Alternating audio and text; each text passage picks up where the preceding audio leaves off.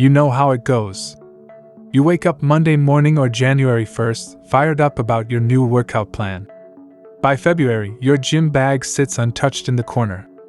Sound familiar? I used to think I just lacked willpower. That some people were born with discipline genes I simply didn't have.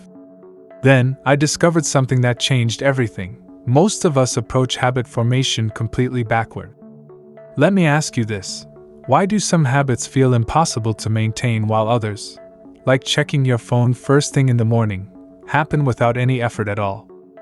The answer isn't about willpower. It's about understanding how your brain actually works. The habit loop you never knew was running your life. Every habit follows the same neurological pattern: cue, craving, response, reward. This habit loop was popularized by Charles Duhigg in his book, The Power of Habit, but it's based on decades of research in behavioral psychology. Think about your morning coffee ritual. The cue might be waking up feeling groggy. The craving is for energy and alertness. Your response is making that cup of coffee. The reward is feeling more awake and focused. Your brain loves this loop because it's efficient. Once a habit forms, your brain can essentially run on autopilot, saving mental energy for more important decisions. But here's where most people go wrong with new habits. They focus entirely on the response, the action they want to take, while ignoring the other three parts of the loop. The 2-minute rule that changed everything. James Clear, author of Atomic Habits, suggests something radical. Make your new habit take less than 2 minutes to do. This sounds too simple to work, but it addresses a fundamental truth about human behavior. We avoid things that require a lot of effort, especially when starting something new. Want to read more? Don't aim for an hour of reading. Start with reading 1 page. Want to meditate?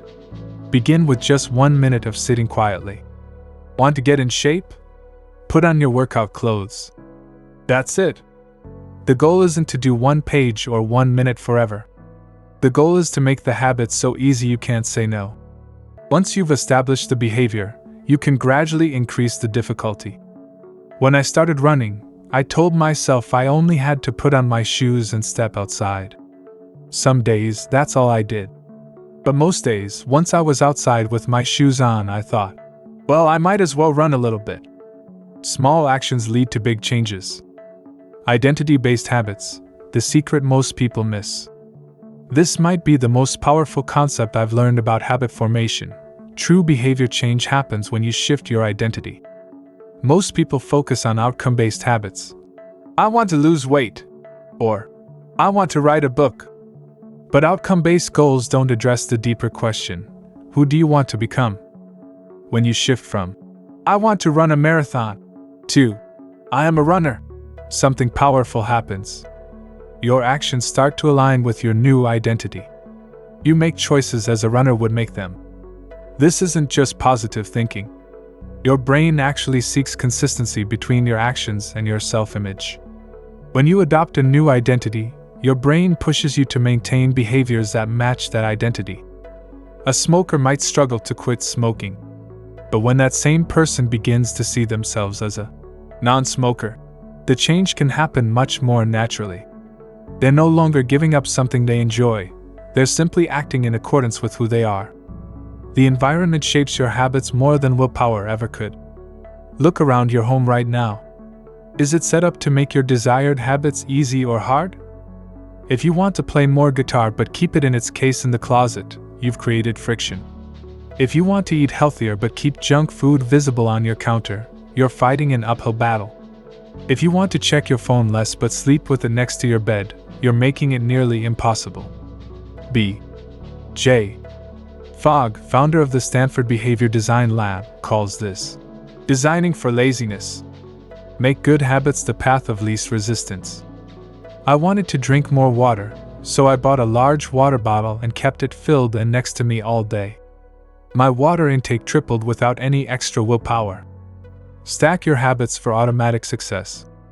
One of the most practical ways to build new habits is through habit stacking, linking a new habit to an existing one. After I pour my morning coffee, I will meditate for 1 minute. After I brush my teeth, I will do 5 push-ups. After I sit down for lunch, I will send one thank you message. Your existing habits serve as reliable cues for your new habits. This works because your brain already has a strong neural pathway for the existing habit. By connecting the new habit, you're essentially hitchhiking on well-established brain circuits.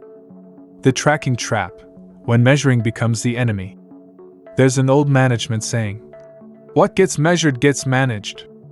For habits, tracking can be powerful, but there's a catch. Many people become so focused on tracking their habit that they miss the actual purpose behind it. They celebrate checking a box rather than experiencing the benefit of the habit itself. I've seen people quit habits entirely if they miss one day of tracking. The streak becomes more important than the behavior. A better approach: track your habits, but build in forgiveness. Plan to miss a day occasionally. The rule I follow comes from fitness expert Dan John. Never miss twice. One missed day is a chance occurrence.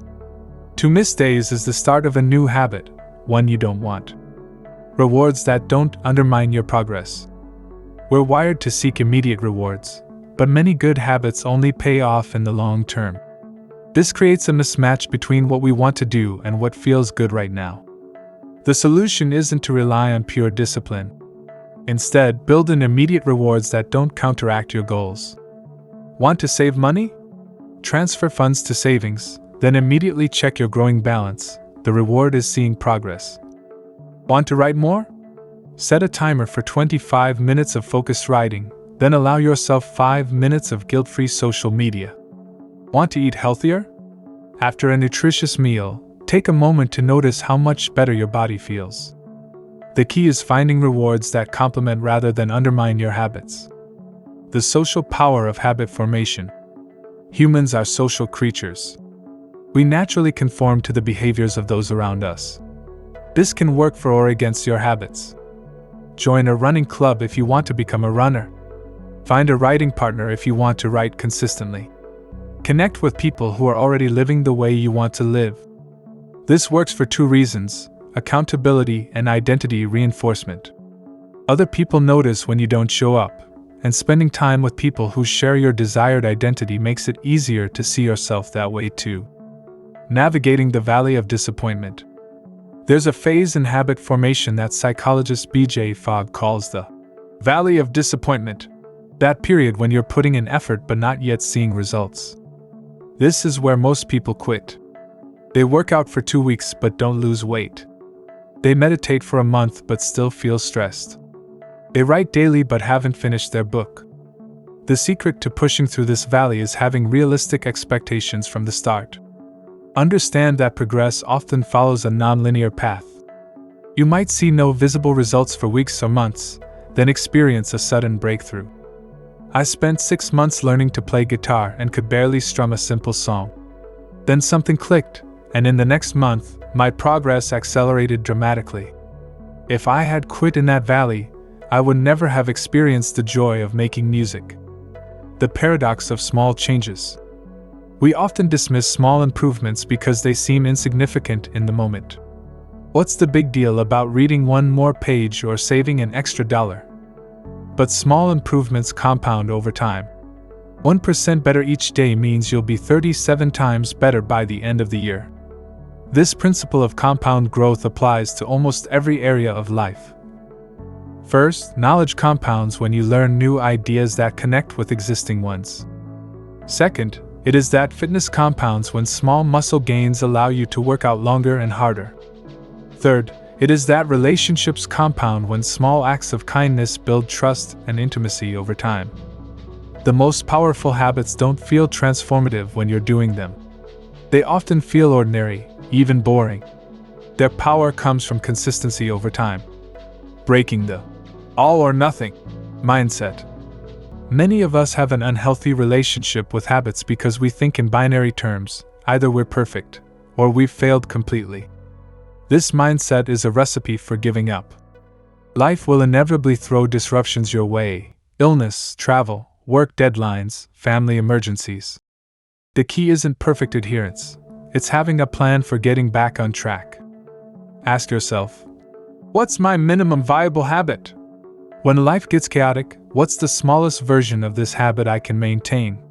Maybe it's 5 minutes of exercise instead of 30, or reading 1 page instead of a chapter. By maintaining a smaller version of your habit during difficult periods, you preserve the neural pathway and identity associated with it. When things calm down, scaling back up is much easier. The questions that transform your habits. The quality of your habits often comes down to the quality of your questions. Instead of asking, "Why can't I stick to this habit?" ask, "How can I make this habit so easy I can't fail?" Instead of asking, "What habit should I start?" ask, "Who do I want to become?" Instead of asking, "How long will this take?" ask, "How can I enjoy the process today?" These questions shift your focus from outcomes to systems, from future rewards to present actions, from perfection to progress. Your habits tell your story. Every day, your habits are shaping who you become. Each small action is a vote for the type of person you wish to be. The beauty of this approach is that it puts you in control of your own story. You don't need to wait for motivation or inspiration. You don't need to make dramatic changes overnight. You simply need to make slightly better decisions, consistently, over time. What small habit could you start today that would make the biggest difference in your life 1 year from now? Whatever it is, make it so small you can't say no. Then watch as those small actions transform not just what you do, but who you are.